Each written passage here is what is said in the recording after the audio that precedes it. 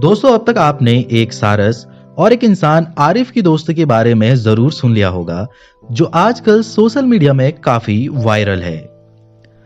दरअसल यूपी के अमेठी जिले के निवासी मोहम्मद आरिफ, जो पेशे से एक किसान हैं, आज से लगभग 1 वर्ष पूर्व अपने खेतों में काम करते हुए उन्हें एक घायल सारस पक्षी मिला, जो कि उत्तर प्रदेश का राजकीय पक्षी भी है, जिसका पैर टूटा हुआ था, जिसे आरिफ उठाकर अपने घर ले आए। वह उसका देसी तरीके से इलाज किया और इंसानियत की एक मिसाल प्रस्तुत की। लगभग 1 साल के बाद जब सारस पूर्ण रूप से ठीक हो गया, वह चलने फिरने लगा, तो आरिफ ने सोचा कि वह उसे छोड़कर जंगल में चला जाएगा, लेकिन वह आरिफ के साथ ही रहने लगा और उसका एक मित्र बन गया। उसके साथ साथ खाता, उसके साथ साथ खेल करता और यहाँ तक कि उसकी बाइक का वह पीछा भी करता था। उसके साथ साथ जहां आरिफ जाता था, वहीं उसके ऊपर उड़ते हुए वो भी पहुंच जाता। दोस्तों, एक पक्षी और एक इंसान की इस अनूठी दोस्ती को देखने के लिए देश विदेश से कई लोग आरिफ से मिलने आए और यहां तक कि उत्तर प्रदेश के पूर्व सीएम अखिलेश यादव भी उनसे मिलने गए। दोस्तों, दुख की बात यह है कि अब उत्तर प्रदेश के वन विभाग ने कानून का हवाला देकर इनकी दोस्ती को तोड़ दिया और सारस को आरिफ से छीन करके समसपुर पक्षी विहार में ले गए और वहां से फिर उसको कानपुर चिड़ियाघर में शिफ्ट कर दिया गया। दोस्तों, क्या उत्तर प्रदेश वन विभाग ने ये कदम सही उठाया? इसी को हम जानेंगे। और आखिर ऐसा कौन सा कानून है जिसके तहत सारस को आरिफ से अलग कर दिया गया? तो दोस्तों, आज हम इसी बारे में जानेंगे। अगर आप इस चैनल पर नए हैं तो कृपया करके इस चैनल को सब्सक्राइब जरूर करें और मेरा हौसला अफजाई जरूर करें। तो आज मैं आपको बताऊंगा वन्य जीव संरक्षण अधिनियम 1972 के बारे में। दोस्तों, भारत की संसद द्वारा देश में मौजूद जानवरों, पक्षियों और पौधों को सुरक्षा प्रदान करने के उद्देश्य से 1972 में एक अधिनियम बनाया गया था, जिसे हम वन्य जीव संरक्षण अधिनियम 1972 के नाम से जानते हैं।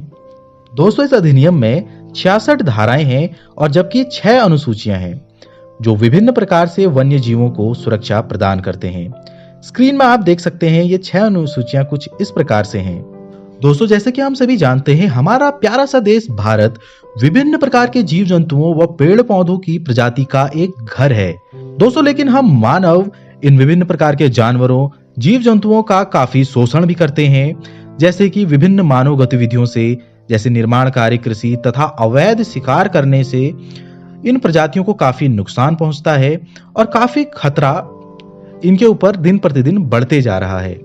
दोस्तों, इसी खतरे को देखते हुए 1972 में सरकार ने यह वन्य जीव संरक्षण अधिनियम लाया था।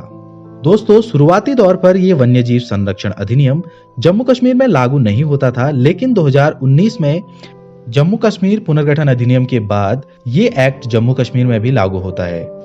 दोस्तों, क्या आप जानते हैं, हमारा प्यारा देश भारत दुनिया का पहला देश है जिसने अपने संविधान में वन्य जीवों व पर्यावरण के संरक्षण से संबंधित प्रावधानों को शामिल किया है। दोस्तों, 1976 में जब 42वां संविधान संशोधन हुआ, तो उसके तहत भारतीय संविधान के भाग 4 में, जिसमें कि आप सभी जानते होंगे कि भाग 4 में नीति निर्देशक तत्वों को रखा गया है, तो उसके अनुच्छेद 48A में पर्यावरण और वन्य जीवों से संबंधित संरक्षण के बारे में भी बात की गई है। और वहीं भाग 4 क के अनुच्छेद 51A में भारत के नागरिकों का मौलिक कर्तव्य भी दिया गया है, जिसमें अनुच्छेद 51A G के अंतर्गत सभी भारतीय नागरिकों का यह मौलिक कर्तव्य बनता है कि वह वन्य जीवों और पर्यावरण का संरक्षण करें। दोस्तों, आइए देखते हैं वन्य जीव संरक्षण अधिनियम 1972 की विशेषताएं क्या क्या हैं।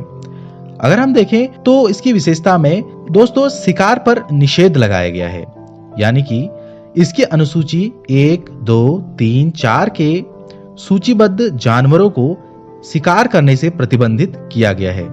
दोस्तों, वहीं अपवाद स्वरूप वन्य जीव संरक्षण अधिनियम की धारा 11 और 12 के तहत अगर कोई जंगली जानवर आप पर हमला करता है तो आप बचाव में उस जानवर पे अटैक कर सकते हैं। और वहीं शिक्षा व वैज्ञानिक अनुसंधान के लिए भी मुख्य वन्य जीव संरक्षक यह आदेश दे सकता है कि किसी भी जानवर को शिकार किया जा सकता है। और वहीं इसी के तहत वन्य जीव संरक्षण अधिनियम में निर्दिष्ट पेड़ पौधों को काटने में भी प्रतिबंध लगाया गया है। दोस्तों, इसी अधिनियम के तहत राष्ट्रीय वन्य जीव बोर्ड का गठन भी किया जाता है, जिसके अध्यक्ष प्रधानमंत्री जी होते हैं। और वहीं विभिन्न राज्यों में भी राज्य वन्य जीव बोर्ड का गठन भी किया जाता है, जिसके अध्यक्ष उस राज्य के मुख्यमंत्री होते हैं।